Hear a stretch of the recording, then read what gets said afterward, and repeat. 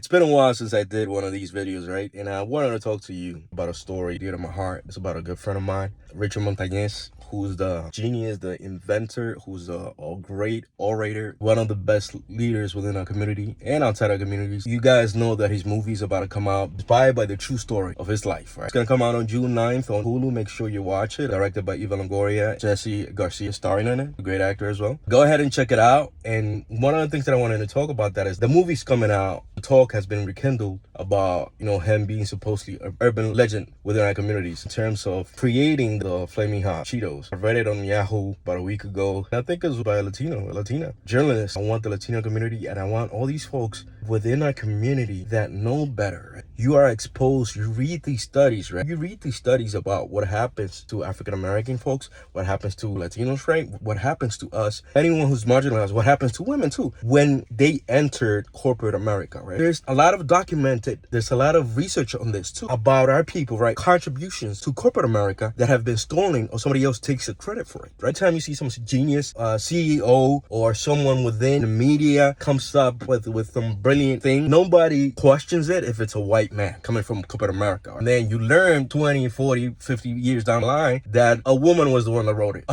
Black women were the ones that helped, put us in space. Did they get credit for that? They were written out of that, right? To me, it's like, why won't you connect that to Richard? And one of the things that Richard says, right, is I believe him 100%. He says that he was trying it out in his garage, right? And of course, once you go into a corporation, into an industry, they take over that. They do the testing, also depending on what they have access to and what's going to make them a profit. So there is a disconnect, and supposedly, and there's a lot of heavy lifting in the verbiage and the word they use. There's no documentation of what happened at the time because there was a disconnect. The factory and the people on the floor and the marketing team. White people claiming Flamin Hot Cheetos. Why would you believe such a thing, right? There's a lot of white folks, right, that are supposedly creating Asian cuisine, right? There's a lot of white folks have gotten famous and made a lot of money with African-American cuisine, with African-American food. We know this is real. They stole this food and they make a lot of money out of the African-American community. Corporate America is doing the same thing with the Mexican-American community, with Mexicans who brought their ideas to our barrios, right? And of course, why can one of our people, one of our guys, claim credit for it? It gets to me, man. It boils my blood because we know the data. We know that in corporate America, we know how it works. I've worked in corporate America. A lot of you work in corporate America. You know how it works.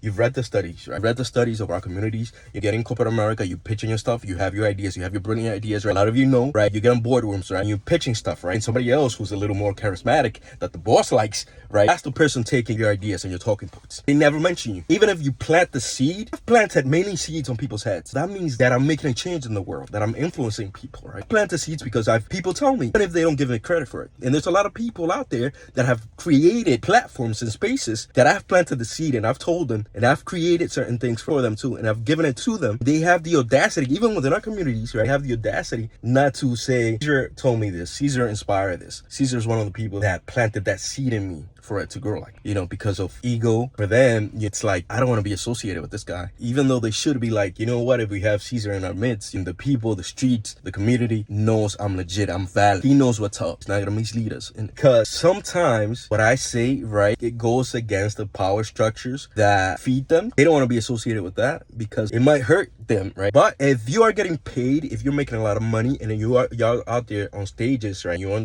newspapers talking about this is the best for our communities, right? The meantime, you in a way, and you're erasing what I've contributed to Latinidad and to your life and to your rhetoric. You pushing that away from me, then you just a scumbag. You a con artist because you're telling people one thing and you're doing another. You're not fighting for our communities. What you're doing is that you're bidding, you're a títere, you're a puppet for the same industries, for the same corporations that are abusing us, that are exploiting us in the trillions of dollars. I had an interview yesterday with Carlos Lamarche, and that's one of the things that I said. The Latino community, we as immigrants as well, we've contributed trillions of dollars to the United States. Now, I'm not just throwing numbers out there, like trillions of dollars, oh my God. They say that our buying power is about $1.5 trillion, right? What we spend, right, in a certain amount of time. But if you add it up throughout history, right, and what Latin America contributes to the United States in terms of value, right, we contribute with food, with our brains, right, creativity, and with our labor. That's in the trillions of dollars. Are we getting that back, right? Getting it back with what? With pennies, disrespect, right? A lot of disrespect, a lot of erasure. That's what's happening with Montañez right now. One of the things that I've been saying, I'm like, you need white America? Why do you need people from these legacy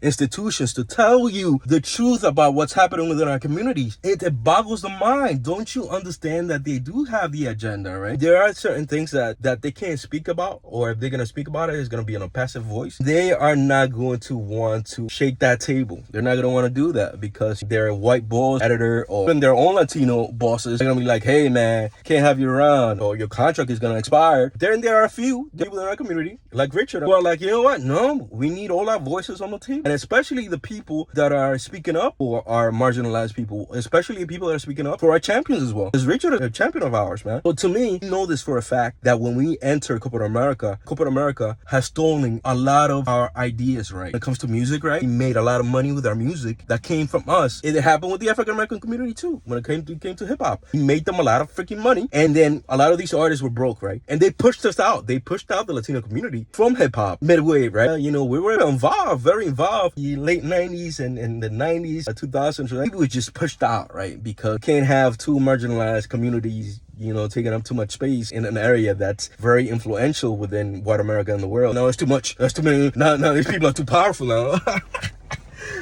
And you know that corporate America does this, right? And you know that when we enter these places, right, we bring our genius, right? Because you gotta be, you know, in a sense, yes, you have to be safe, right? You have to be charismatic. You have to like you. You have to be this coming of Christ to enter these spaces, right? So people have to like you. He's a likable guy, right? And the way that they wrote it, right, and it was like an ex-con.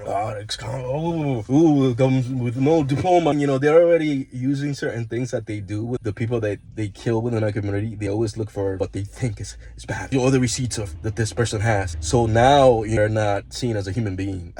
Anyway, the way they wrote that, I was like, oh, come on, man. You're doing that just to discredit him and his work. But nothing about Frito-Lay, nothing about what they did back in the day with the bandito, where they had the stereotypes of Mexican community. Right? Nothing speaks on that of how corporate America has been xenophobic and racist, especially in the C-suite. Richard got up there as a high school dropout. How did he get up there? I just want to know. Now I want to ask, this was your chance to validate Richard. I don't know what happened to your memory. It's been so many years. Richard pitched it to you, and I believe Richard did, and you most likely passed it on to your people in marketing, the ones that supposedly push the product out, right? And then people in production, because you have these scientists writing out the product to see what's gonna work. So this is what I believe what Richard says that happened, right? He came up, he saw, you know what, let me try the Fritos, right? Let me try it and put some spices in there. You know, Mexican folks love that, put some hot sauce on their stuff. Pitched it to them, then they took over. Pop, here you go. I'm gonna put my scientists on that. Send it to the marketing team. They're gonna put together a product that's gonna be out there and people are gonna love it. But he says himself, if it were not for Richard being so passionate about this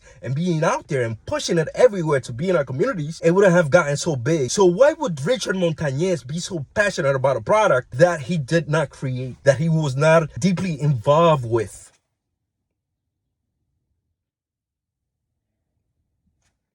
I want to know why the job, right? And PepsiCo and Frito-Lay give this Hispanic brown man that you think is not creative genius behind this. Why would you give them? Why would you allow him to promote this? Why would you make him the head of marketing in that area? Things are not, they don't add up to me. And I wish that our communities believed us before they believed corporate America, before they believed the media. Believe people like Richard, man.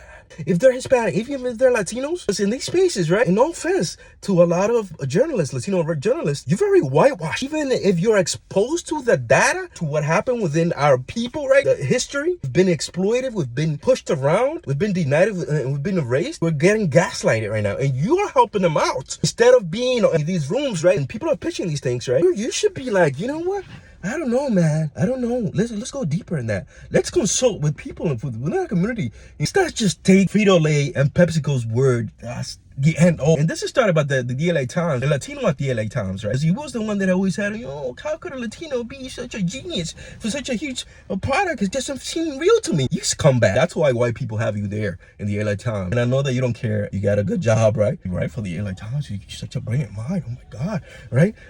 You have authority within our community, right? And I know you're gonna sleep just fine. You're a sociopath. You don't care. But I do, and people within our community do care. And one of the things that I'm telling you guys, within the media, you're talking about real human beings now. It's not just data points, right? You're talking about the examples, right? You can use to back up those data points. That's what's happening with Richard Montañez. And a person, a human being, he's an example of the data. So use them as an example and say, you know what, this is what's happening here. Why should I believe the other side a lot more than what he's saying?